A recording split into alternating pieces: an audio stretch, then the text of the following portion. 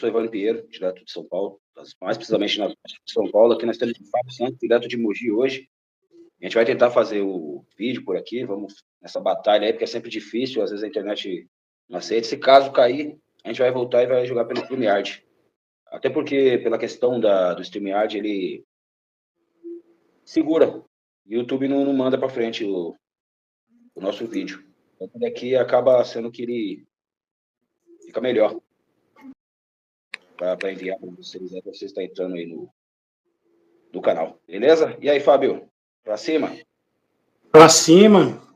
Eu vou só pegar algumas coisinhas aqui que eu separei aqui e já volto para a tela, tá? Aguarda só um minutinho, mas pode ir começando aí, apresentando pelo menos sobre o que a gente vai falar. E troca de camisa, por favor. Não, 2x0 hoje do... É, né? Hoje 2x0 do Grêmio, eu tô feliz. Um beijo de tantas Eu já retorno, tá? Beleza. Então é isso, galera. Enquanto vocês vão chegando aí, o Fábio vai se organizando também aí. A gente tem essa 1 hora de bate-papo aí, onde você, né, que é o convidado do canal, vocês entram, fazem suas perguntas aí, e a gente vai falar sobre esses temas aí que aconteceram e tal, gravíssimos da semana. Muitas pessoas ficaram felizes aí com essa tragédia e que mexe muito com as nossas emoções, né? Acho que todo mundo tem uma visão referente a isso e aquela sensação de... A sensação de você se sentir vingado. Eu acho que para 86% da população, né, aprovar um negócio desse, eu acho que é a sensação de se sentir vingado, o que é uma armadilha, né? Porque a gente vê, que foi até um tema de discussão do canal, né, em off aí, em relação a isso. Do que até pessoas de esquerda, né, estão aí aprovando, achando que é legal isso daí, e já passando a endeusar esse governador, que até esses dias atrás estava abraçado em rolezinho, em jogos de futebol, com o TH Joias aí e tal, que é um cara que compra armas e vende armas para essas organizações criminosas aí, tá? Inclusive está preso por isso. E era um cara que é deputado estadual, que não teve votos, ele entrou assim como o Bilinski, então ele estava ali com um cara que esse outro cara era o suplente, aí o outro saiu, não sei, não lembro qual que foi a finalidade da saída do outro deputado, o suplente entrou e automaticamente o Cláudio Castro já pegou esse cara, já colocou como secretário de alguma coisa do governo, fazendo assim a entrada do TH Joias no Senado do deputado da Câmara dos Deputados Estaduais aí. Então assim, você vê como que os degraus, como foi acontecendo, né? Para o cara adentrar dentro do... Porque, assim, existem muitas pessoas que têm envolvimento com organizações, e é bem falado isso aí já, todo mundo já está ciente disso, todo mundo já não é mais segredo para ninguém, né? Muita gente já sabe disso. Galera, vocês estão entrando agora aí, ó, dá uma apertadinha na tela aí. Dá uma apertadinha na tela, ó, toque, toque, toque, toque, toque. Dá um toquezinho na tela aí, pra gente ter um engajamento aí, tá? Como se fosse o joinha. Muito obrigado pela audiência de vocês aí que estão sempre acompanhando o canal. Então a gente quer bater esse papo com a galera. E esse canal, para quem não conhece, tá? Eu sou Ivan Pinheiro, aqui tá o Fábio Santos, de Mogi das Cruzes, sou da Zona Sul de São Paulo. Ainda temos o Jânio, que mora em Portugal, só que infelizmente não vai poder acompanhar a gente, porque está trabalhando. E a gente trabalha também, a gente tem outros trabalhos. Mas quando dá, a gente está aqui, né, batendo papo. Então, e para quem tiver no canal, só manda um oi aí, por gentileza. Só manda um oi, só para me ver se tá aberto aí para vocês, para vocês poderem fazer as suas perguntas aí e a gente poder responder daqui também, para a gente poder fazer uma interação aí, tá? Perguntando para vocês o que vocês estão achando em relação a essas questões aí que aconteceu, né? Dessa quantidade de mortes. E, assim, das mortes, dos bandidos, dos criminosos, ou suspeitos e tal, a gente sabe que tinha muito bandido, mas a gente não tem a certeza se haviam inocentes, provavelmente tinha, porque policiais, né, que estavam ali eram inocentes e acabaram morrendo também por causa de uma desastrosa ação policial, que de inteligência não tinha nada, que não é possível que 60 dias de uma inteligência os caras entrarem dentro de uma comunidade. Claro que levaram, teve o tal do muro do BOP, que levou o pessoal para dentro das matas, evitando ainda mais uma tragédia ainda maior, né? A gente entende tudo isso aí e não concordamos, né? Mas tá passando a mão na cabeça de bandido. Não estamos passando a mão na cabeça de bandido. É que não adianta você matar 120 pessoas em um dia e, de repente, no mesmo dia, em outras comunidades ao redor ali, a galera tá subindo para comprar droga. Armas estarem entrando nas comunidades.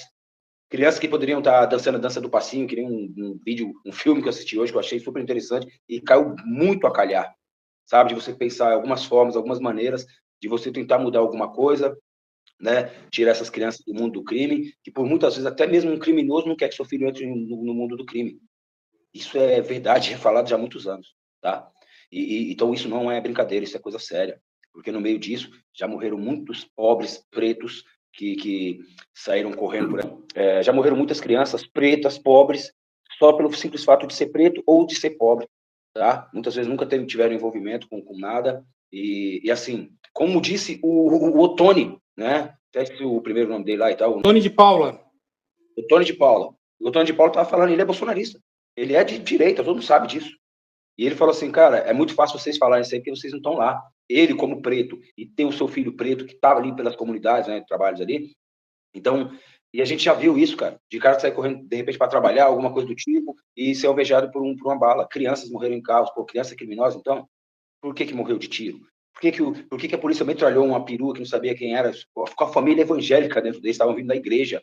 Inclusive, tinha até músicos da igreja e tal, cara, pessoas totalmente, né, de bem, como algumas pessoas, né, gostam de falar e bate no peito e acha que isso é bonito. É só falar que é cidadão de bem, pronto, isso basta. Só deixa de ser criminoso, deixa de ser bandido, não. Essas pessoas, sim, eram de bem, estavam dentro de um carro que foi alvejado com mais de 80 tiros. 80 tiros. E não melhorou. E como eu disse na última live, só para finalizar aqui, para o Fábio poder entrar aí, né? Foram presos Fernandinho Beiramar, Marcinho da VP, o pai do Uruan, já foi preso o Elias Maluco, que fez aquela atrocidade, né, com um jornalista da Globo lá, Tim Lopes, que foi absurdo aquilo lá, lógico que foi absurdo.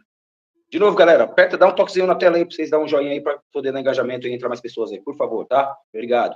Então, e não acabou com o tráfico. Morreram 29 pessoas, né? Bandidos, como vocês queiram dizer, e muitas vezes a gente não tem a certeza disso, tá? Que todos eram bandidos, todos eram criminosos, e naquele caso teve a Operação Escudo aqui em São Paulo também, que morreu quanto? E a Baixada, acabou o tráfico de lá? Como que tá lá agora? Tá paz? Rio de Janeiro continua, o Complexo do Alemão continua, agora tá de boa? O Jacarezinho tá de boa, que teve mais tempo, né? Aconteceu há um tempo atrás. E a gente tem que tomar cuidado. Os caras estão falando de organizações criminosas, e de fato existem, né? Tem a de São Paulo, tem a do Rio de Janeiro, que nós conhecemos, e são bem famosas, diga-se de passagem, não vamos dar nome aqui para elas aqui, mas também tem os milicianos. São ex-policiais que têm um contato de habilidade com armas de fogo, tá? E também estão dominando pontos do Rio de Janeiro, por exemplo, a Zona Oeste praticamente é dominada pelos milicianos, tá? Então a gente também nem sabe se de repente vai tirar um para tirar outro, porque quando sai um, entra alguém no lugar. E aí? E quem será? Então, assim, não é uma briga para saber quem é que vai entrar. A gente tem que resolver o problema dessas pessoas desse mundo aí e fazer com que elas tenham uma vida bacana, tenham oportunidades, porque hoje em dia está muito difícil um menino trabalhar em um mercado ganhando R$1.500 e, de repente, ele ser cooptado pelo tráfico ganhando 3 mil por semana. Como é que você vai brigar com relação a isso? Na porta da sua casa, praticamente. Então, se não tiver um trabalho, né, decente em relação a isso, não só de ir lá e matar, para não resolver nada, então eu acho que a gente já está errando muito nisso, tá? Agora o Fábio vai entrar aí, vai começar a falar o ponto dele aí, para a gente dar engajamento aí. E vocês vão mandando mensagem também para a gente ler aqui e interagir com vocês, tá? Como sempre, né? Trazer o contexto dessa guerra, né? O que a gente vive é um modelo de guerra contra as drogas que não tem funcionado.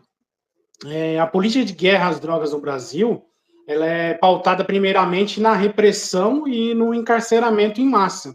Muitos deles, aí, às vezes, a longa espera de julgamento.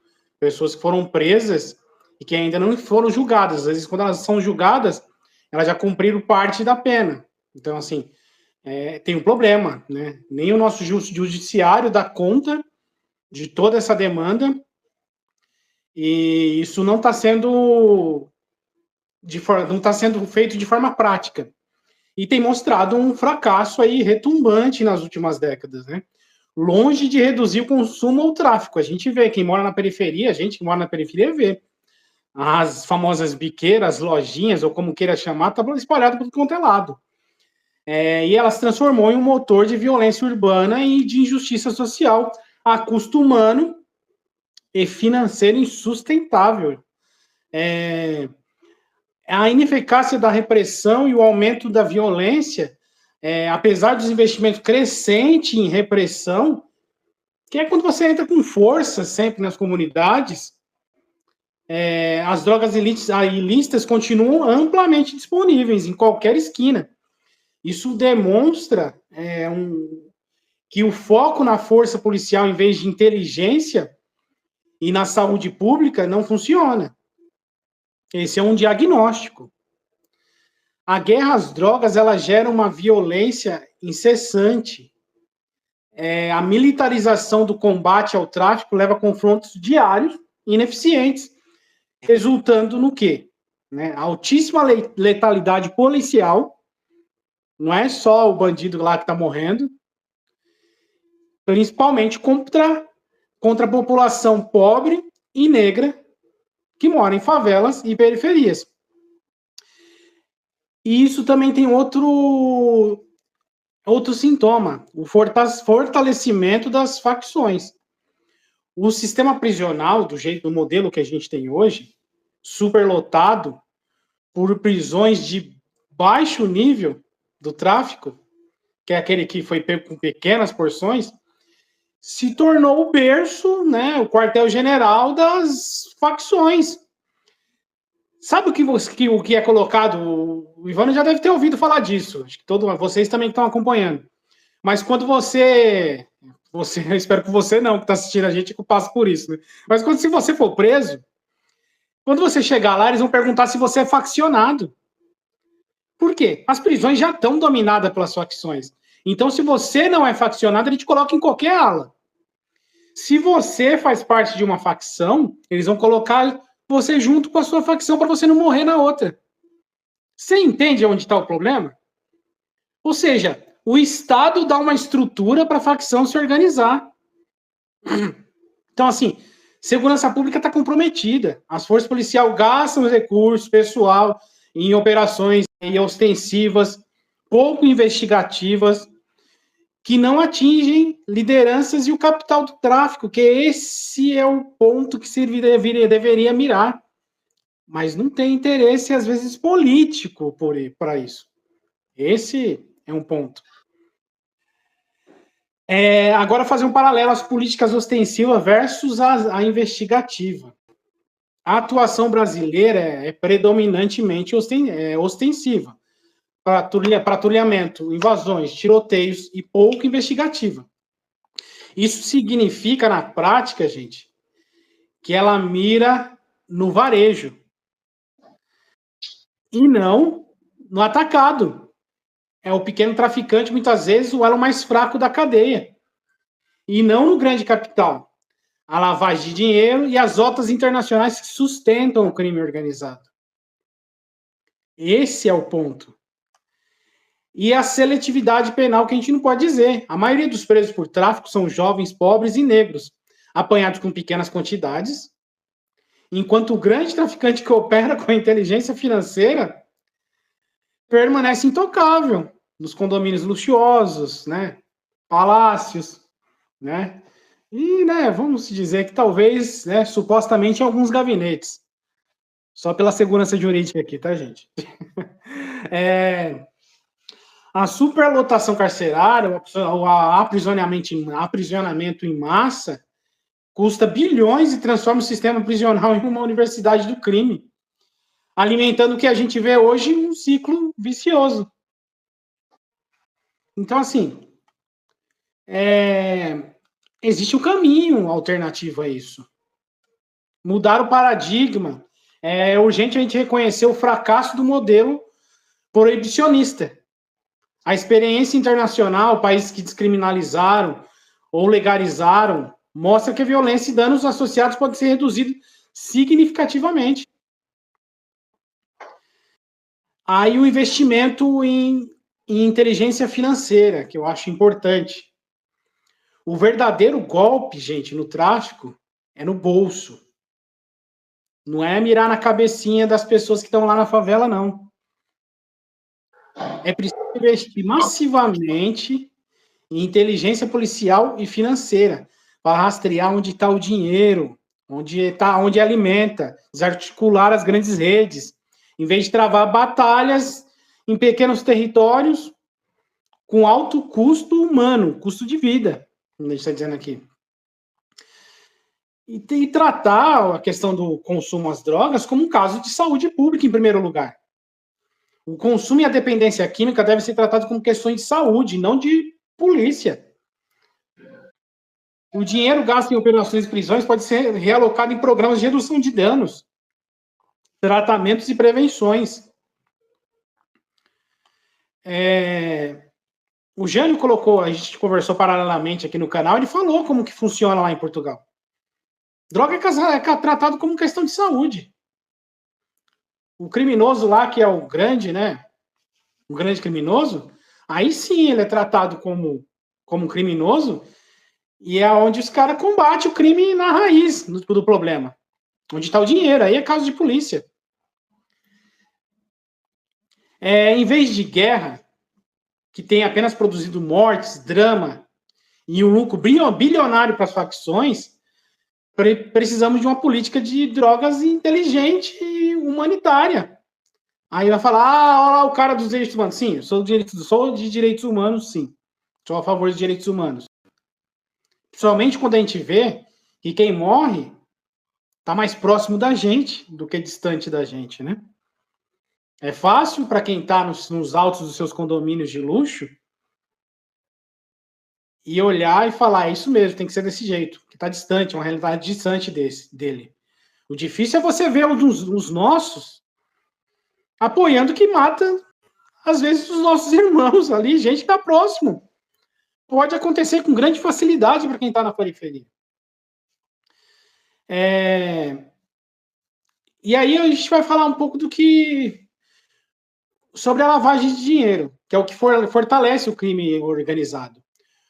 O dinheiro obtido com tráfico de drogas, que é sujo, ele pode ser livremente investir em comprar, né, luxo, pagar advogados, ele precisa ser lavado e legalizado. O crime organizado faz isso infiltrando seus recursos em diversos setores da economia formal, o que fortalece de 3 formas: gerar legitimidade, o dinheiro ilícito passa a ter uma origem ilícita, protegendo os líderes de facção, e de serem processados por enriquecimento. Aumenta o poder político e social deles, ao se tornarem empresários. O criminoso passa a ter influência e poder de corrupção em novos ambientes. Está entendendo em que ambientes que chega? Aonde estão os interesses?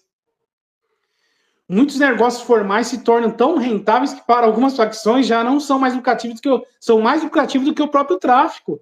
A gente vê que quantas operações que você viu aqui, que aí sim está funcionando parte do serviço de inteligência, de operações que foram feitas em São Paulo e em outros lugares, somente em São Paulo capital, mas nos interiores, principalmente, do PCC envolvido em licitações públicas. Quantas dessas operações vocês já não viram? E é esse tipo de operação que tem que crescer. Porque é isso que fortalece o crime e coloca lá o soldado lá no morro. E que abastece o soldado com armas e com drogas para vender para a população.